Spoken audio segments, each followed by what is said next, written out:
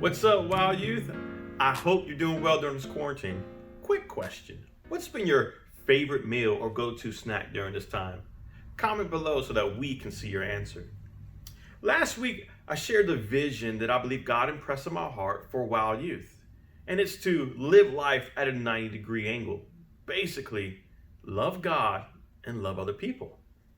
See, there was a time where the religious leaders tried to stump Jesus about a question in the law. And Jesus responded, and you can find it in Mark chapter 12, verses 29 through 31. He basically says this: love God and love other people. But I want to focus today on the very first statement he made before he even mentioned loving God and loving people. He said this: listen, O Israel, the Lord our God, the Lord is one. Jesus began by quoting the scripture in Deuteronomy chapter 6 that talks about God's essence, his nature. So today I want to talk about God's nature really quickly. And it's very important because you can't really know someone or love someone unless you really get to know what they're made of. And so that's what we're going to do today. First, I want to talk about that God is a spirit.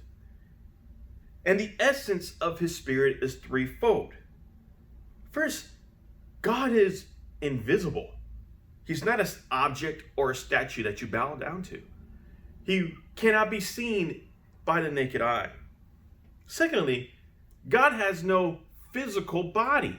Jesus stated and quoted in Luke 24 to 39, a spirit does not have flesh and bones.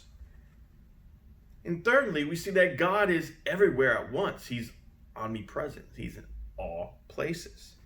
See, this is significant, and it helps us explore and worship God correctly. Because God is a spirit, he wants us to worship him in spirit and in truth. He doesn't really care about our behavior as much as he cares about the motives of our heart.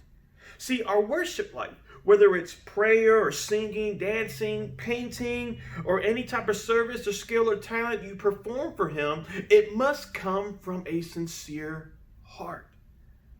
So don't get caught up with trying to please God with your five senses, with what you touch, hear, smell, see. Instead, worship him through the purity and genuineness of your heart. Remember, God looks at the heart, not your appearance. Secondly, although God is a spirit, he is not a vague nothingness. He is not a force or influence or impersonal being. As a matter of fact, God is a person. We see that God has thoughts and intellects, and he has plans for you in this world.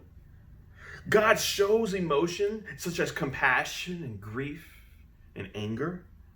And we know that God has a will because he has a purpose for this world.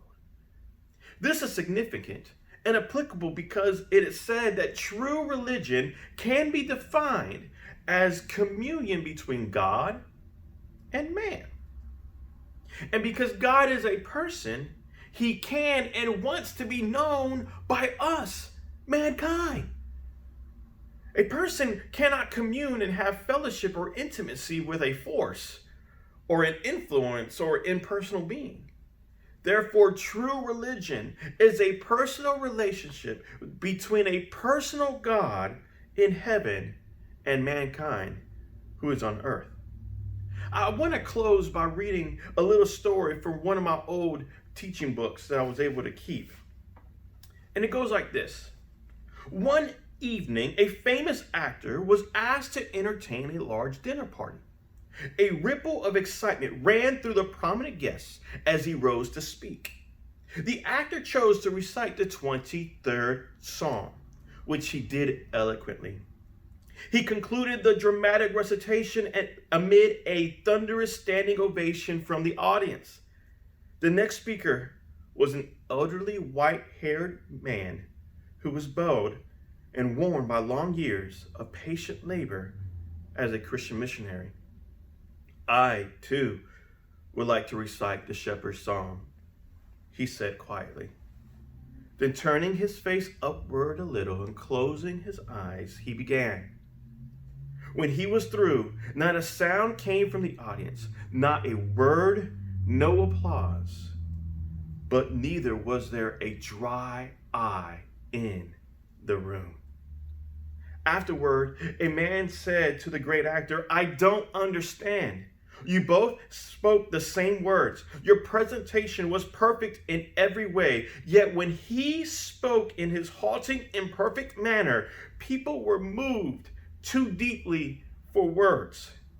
What made the difference?" "The answer is simple," replied the actor. "I know the 23rd Psalm. I know it well. But he knows the shepherd."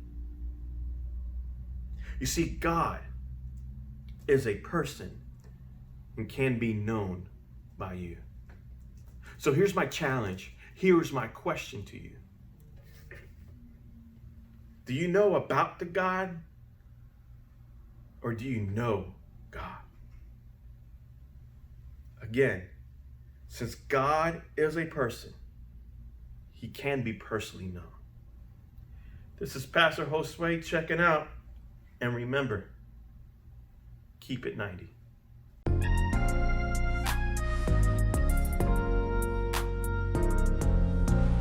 Wow, youth, we would like to hear from you. Here's our contact info and follow us on Instagram. See you next week.